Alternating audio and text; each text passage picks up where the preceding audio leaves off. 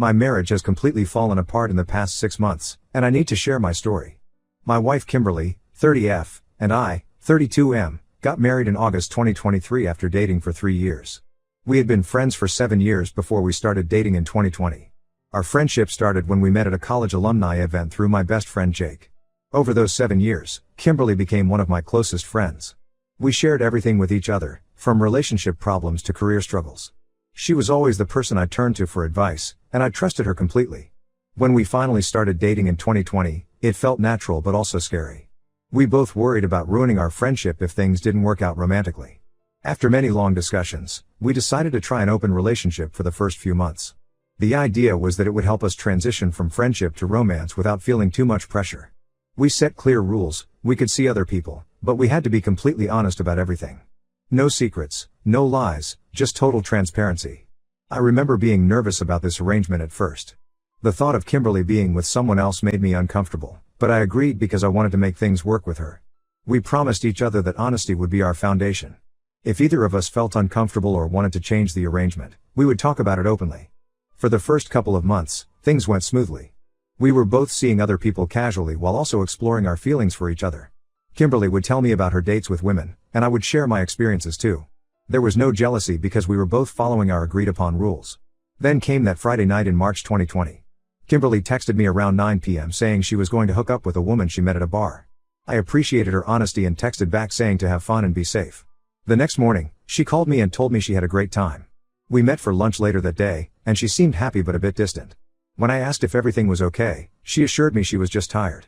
Over the next few months, our relationship grew stronger. We decided to become exclusive in June 2020, and everything felt perfect. Kimberly was everything I wanted in a partner: kind, funny, intelligent, and most importantly, honest. Or so I thought. Throughout our relationship, I occasionally had this nagging feeling about that night in March. Something felt off, but whenever I brought it up, Kimberly would dismiss my concerns. We got engaged in early 2023 after dating for almost 3 years. During our engagement, I once again asked her if there was anything from our past she wanted to talk about. I specifically mentioned that night in March 2020, saying I would understand if there was more to the story. Kimberly looked me in the eyes and swore there was nothing else to tell. We had a beautiful wedding in August 2023. Our friends and family celebrated with us, and I felt like the luckiest man alive. Kimberly and I moved into our new house, started planning our future, and talked about having kids. Everything seemed perfect until last month. It was a regular Tuesday evening. We were having dinner at home when Kimberly suddenly became very quiet. I asked her what was wrong, and she started crying. Through her tears, she confessed that she had been keeping something from me. That night in March 2020, it wasn't just her and another woman, there was also a man involved. She had a threesome but only told me about the woman because she thought I would be upset about the man's involvement. I felt like someone had punched me in the gut. All those years, my instincts had been right. I had given her so many chances to tell me the truth. I asked her why she lied for so long. She said she was afraid of losing me, that she realized shortly after that night that she was falling in love with me and was terrified that knowing about the man would make me end things. The threesome itself wasn't the issue. We were in an open relationship at the time, and if she had been honest from the start, I would have accepted it. What destroyed me was the years of lying. She had countless opportunities to tell me the truth but chose to keep lying. She lied during our dating period, through our engagement, and even after we got married. Now I find myself questioning everything about our relationship. If she could lie about this for so long, what else has she lied about?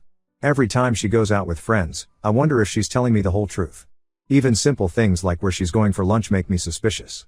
The trust we built over 10 years of friendship and relationship has been completely shattered. Kimberly keeps trying to minimize what she did. She says it was just one detail she left out, not a complete lie. She argues that she's been faithful since we became exclusive and that this shouldn't erase all the good years we've had together. But how can I believe anything she says now? How do I know she's telling the truth about being faithful? Last night, Kimberly suggested we try couples counseling. She says she wants to rebuild our trust and save our marriage. But I'm not even sure I want to try. The person I thought I married, my best friend, my confidant, the one person I trusted completely, turned out to be capable of lying to my face for years. I love Kimberly, but I don't know if love is enough anymore. The foundation of our relationship was built on a lie, and I don't know if it can be repaired. Has anyone else experienced something similar? How do you move forward when you discover your spouse has been lying to you for years? Is it possible to rebuild trust after such a long-term deception? Update 1 first, I want to thank everyone who responded to my original post. Your comments helped me gain perspective and gave me the courage to confront Kimberly about everything. Unfortunately, what I discovered made things infinitely worse than I imagined. After reading everyone's advice, I decided to have a serious conversation with Kimberly. I told her that if there was any chance of saving our marriage, I needed complete honesty about everything. No more secrets, no more lies. I wanted to know every detail about that night and anything else she might have been hiding from me. Kimberly agreed, though I noticed she seemed nervous about my request. We sat down in our living room last Sunday evening. I asked her to tell me everything about the threesome, who was involved, how it happened, and why she chose to lie about it. At first, she tried to avoid giving specific details, saying it was all in the past and that bringing it up would only hurt me more. This immediately raised red flags.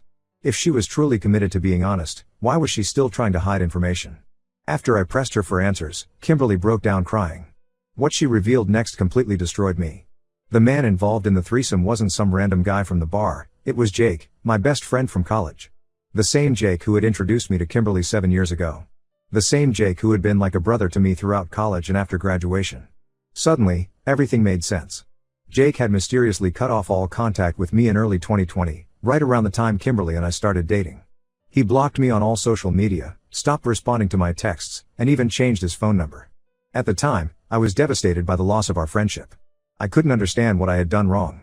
Kimberly had been there to comfort me during that time. She watched me cry over losing my best friend. She listened to me question what I might have done to make Jake hate me so much. She even suggested that Jake might be going through personal issues and needed space. All while knowing exactly why he had disappeared from my life. The betrayal felt like a physical pain in my chest. I asked Kimberly why she chose Jake of all people. She admitted that she had always been attracted to him during our friendship years.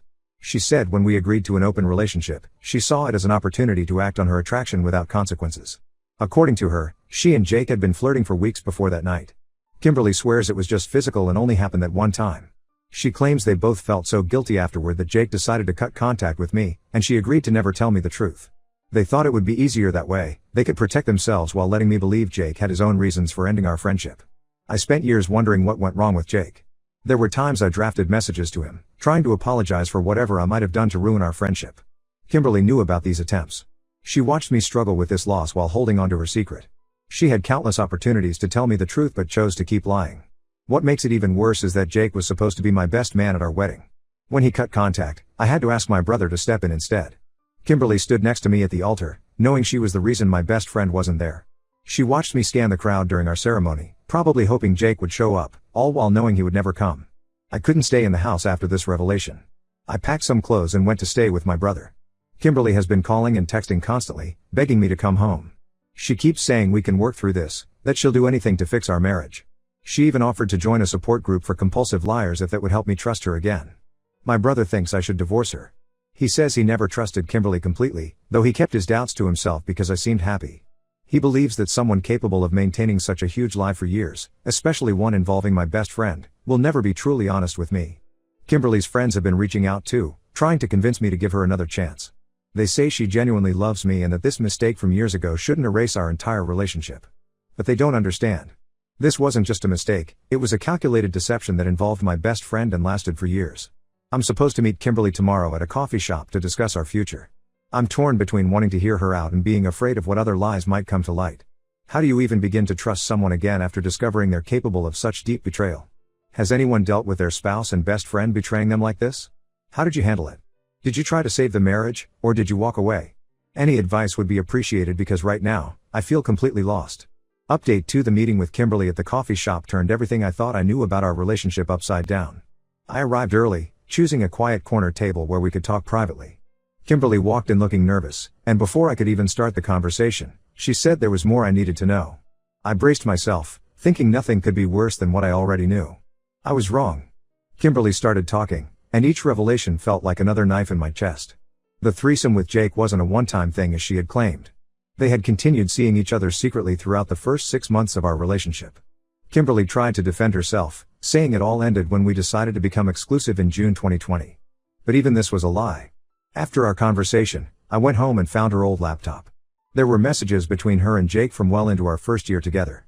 They had been meeting at hotels, coordinating their schedules around my work trips, and laughing about how oblivious I was.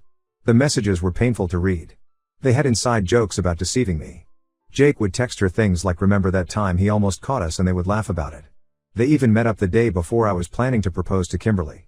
She had told me she was helping her sister shop for a wedding dress, but the messages showed she was with Jake at a hotel. But that wasn't even the worst part. Kimberly confessed that Jake wasn't the only person she had lied about. During our open relationship period, she had been with 5 other men, not just the women she had told me about. Each time, she would only mention the female partner and conveniently leave out the male ones.